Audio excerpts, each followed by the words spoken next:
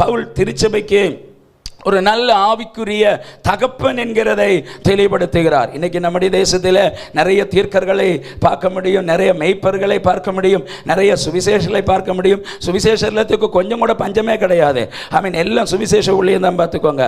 அதனால நிறைய சுவிசேஷர்களை பார்க்க முடியும், போதகர்கள், நிறைய போதகர்களை பார்க்க முடியும். ஆனால் நல்ல ஒரு தகப்பனை பார்க்கிறது அரிது. நான் உங்களை பார்த்து சொல்கிறேன், ஒரு தீர்க்கனை விட, ஒரு மெய்ப்பனை விட, ஒரு சுவிசேஷகனை விட, ஒரு போதகனை விட உங்களுக்கு ஒரு நல்ல தகப்பனை கிடைச்சா அதை போல பாக்கியம் உள்ளவர்கள் யாரும் இல்லைன்னு சொன்னால் எத்தனை பேர் கையை தட்டி ஆண்டவருக்கு இந்த பகல் ஆமேன்னு சொல்வீங்க?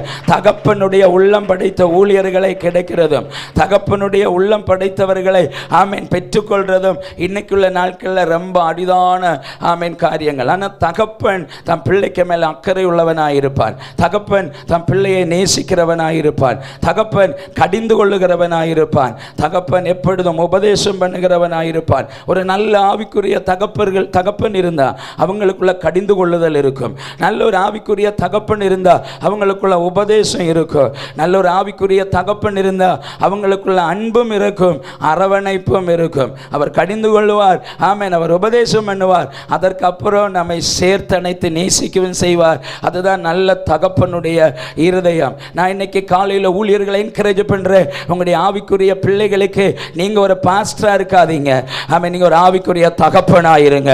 நல்ல ஒரு ஆவிக்குரிய தகப்பனா இருந்தா சர்ச் வளரும்.